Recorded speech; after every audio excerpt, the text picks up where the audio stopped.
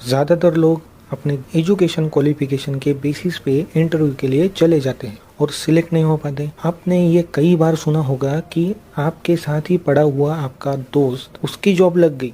आपके हिसाब से वो इतना होशियार भी नहीं था, तभी भी उसकी जॉब लग गई, लेकिन मुझे अभी तक जॉब नहीं मिला। तो अगर आप भी इन्हीं लोगों में से हैं तो ये वीडियो आपके लिए। इस वीडियो में मैं आपको बताऊंगा कि 10 ऐसी मिस्टेक्स जिसकी वजह से आपको जॉब नहीं मिल पाती। Mistake number 1, don't be late on your schedule time. तो 2 प्रकार के इंटरव्यूज़ होते हैं, एक ऑनलाइन इंटरव्यू और दूसरा ऑफलाइन इंटरव्यू। मान लीजिए सुबह 11 बजे आपका ऑनलाइन इंटरव्यू है, तो 10 बजे से पहले ही आपका लैपटॉप और मोबाइल फुल्ली चार्ज होना चाहिए। हो सकता है कि आपके घर की इलेक्ट्रिसिटी ऑन टाइम पे ही चली जाए, तो इसलिए इन चीज़ों को पहले ही चार्ज रख लेना है। दूसरा, आपका इंटरनेट का पैक आपको चेक कर लेना है, क्योंकि ऑनलाइन इंटरव्यूज़ में वीडियो कॉलिंग के हिसाब से आपके इंटरव्यूज़ होते हैं, तो उसमें आपका इंटरनेट परफेक्ट चाहिए। अगर लाइट चली गई और आपके घर पे वाईफाई है तो आप इंटरनेट कहाँ से लाओगे? तो आपके मोबाइल में इंटरनेट का पैक परफेक्टली डला हुआ है या नहीं, इसको भी आपको ध्यान में रखना है। ये बहुत ही छोटी चीज़ें हैं लेकिन काफ़ी ज़्यादा यूज़फुल है। अगर आपका इंटरव्यू ऑफलाइन है, जिस जगह पर आपका इंटरव्यू है उस जगह का और आपके घर का डिस्टेंस पहले ही गूगल मैप्स पे देख लेना है।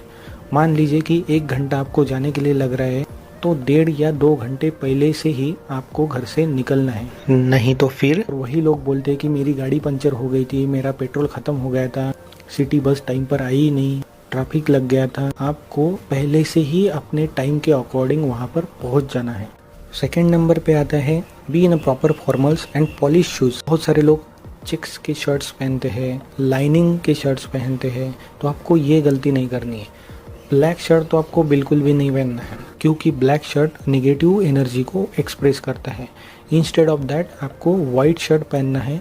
आप देखिएगा आपके इंटरव्यू में बहुत सारी पॉजिटिव एनर्जी ऑटोमेटिकली आप फील करोगे। थर्ड नंबर पे आता है always ask for the permission to come in. Receptionist ने आपको बोल दिया अंदर जाने के लिए, आप सीधा अंदर चले जाते हो। आपको उसी दरवाजे के पास खड़ा रहना है, जब तक सामने वाला आपको परमिशन नहीं देता आपको अंदर नहीं जाना है। चौथे नंबर पे आता है don't sit on the chair without the approval. ये भी सेम परमिशन लेके ही आपको अपनी चेयर पे बैठना ही है। तो आपको पहले पूछना है can I seat on this chair और कैन आई सिट और मे आई सिट। ये आपको पहले परमिशन लेना है। एक बार आपको परमिशन मिल गई उसके बाद आप चेयर पर बैठ सकते हो। चेयर पर बैठने के बाद भी आपको सीधी तरीके से बैठना है। अपनी जो पीठ है वो स्ट्रेट रखना है, बेंड होके नहीं बैठना है। आपको अपनी चेयर हिलाते नहीं रहना है, या फिर एक पैर के ऊपर दूसरा पैर रखते हो या फिर दोनों हाथ सामने वाले टेबल पे रखते हो। ये गलतियाँ आपको बिल्कुल भी नहीं करनी। आपको स्ट्रेट बैठना है, जैसे मैं इस तस्वीर में दिखा रहा हूँ इस तरीके से ही आपको बैठना है और आंसर देते रहना है। 5वें नंबर पे आता है you have to memorise your resume और योर CV। सबसे पहला ही पॉइंट आप लिखते हो करियर ऑब्जेक्टिव। बहुत सारे लोगों को खुद नहीं पता होता कि हमने क्या लिखा है। वो चीज़ कहीं से तो आप गूगल से कॉपी पेस्ट करके रख देते हो। सामने वाले इंटरव्यूअर ने अगर आपको पूछ लिया कि आपने अपने करियर ऑब्जेक्टिव्स में क्या लिखा है, तो आपका जवाब क्या होगा? क्योंकि आपने तो वो कॉपी पेस्ट किया है। बाई चांस सामने वाले ने आपको पूछ लिया तो आपको बोलने आना चाहिए। दूसरा पॉइंट आता है आपके एजुकेशन क्वालिफिकेशन।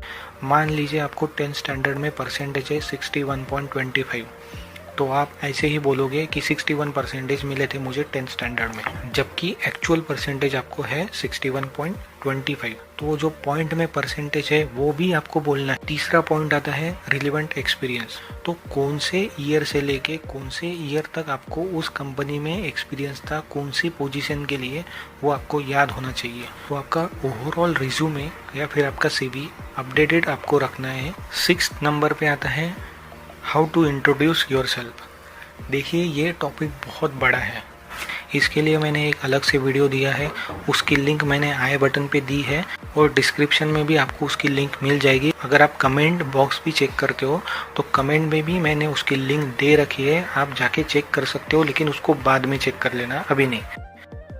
7वें नंबर पे आता है you need to be prepared. आप कौन सी पोजीशन के लिए इंटरव्यू देना चाहते हैं ये बहुत मैटर करता है और उस चीज़ का नॉलेज आप में होना चाहिए। मान लीजिए कि आप जावा के इंटरव्यू के लिए जा रहे हो, गूगल पे आपको सर्च कर लेना है कि इससे रिलेटेड क्या क्या सवाल मुझे पूछे जा सकते हैं। जो भी सवाल मिलेंगे आपको, आप पहले चेक कर लेना कि आपको उन सवालों का जवाब आता है या नहीं आता। अगर नहीं आता तो आपको प्रिपेयर रखना है खुद को। 8 नंबर पे आता है, इंटरव्यू देते वक्त आपको चेहरे पे स्माइल रखनी है। इंटरव्यूअर को आपका कॉन्फिडेंस नज़र आना चाहिए और उसके लिए आपको स्माइल करनी है, because it increases your face value. 9th number पे आता है सैलरी एक्सपेक्टेशन। आपको हर एक सवाल का जवाब पोलाइटली देना है और कॉन्फिडेंस या फिर एटीट्यूड में नहीं। जब आपसे ये सवाल पूछा जाएगा what is your salary expectation, आपका जवाब आपकी प्रोफाइल पे डिपेंड होना चाहिए। अगर आप फ्रेशर हो और आपको सैलरी से ज़्यादा जॉब मिलना इम्पोर्टेंट है तो आपका जवाब होना चाहिए as per the company policy decided for me. एक बार आपको एक्सपीरियंस मिल जाए उसके बाद आप कंपनी स्विच करके अपनी सैलरी बढ़ा सकते हो। और अगर आप ऑलरेडी एक्सपीरियंस्ड हो तो आपकी जो प्रीवियस सैलरी है उससे 30% हाइक मुझे एक्सपेक्टेड है, विच इज़ ऑल्सो निगोशिएबल। आपको कभी भी अमाउंट में सैलरी एक्सपेक्टेशन का जवाब नहीं देना है। 10 नंबर पे आता है आस्क फॉर द फीडबैक। आपका इंटरव्यू पूरा होने के बाद आपको इंटरव्यूअर से फीडबैक मांगना है। आपको पूछना है I just wanted to ask you for small feedback, like if you want to give me a rating out of 10 then what number you will give me and what do you think where should I improve myself, is it my communication or do I need to improve my knowledge? I just wanted this answer from your point of view. इसके बाद interviewer जो भी आपको rating देंगे उसको अच्छे से समझना है और खुद को इम्प्रूव करना है। मैक्सिमम केसेस में ऐसा कोई भी नहीं पूछता। अगर आप उनसे ऐसा सवाल पूछते हो तो मैक्सिमम चांसेस है आपका सिलेक्शन होने में। तो आज का वीडियो कैसे लगा कमेंट करके मुझे ज़रूर बताना। Thank you so much for watching this video. मिलते हैं अगले वीडियो में।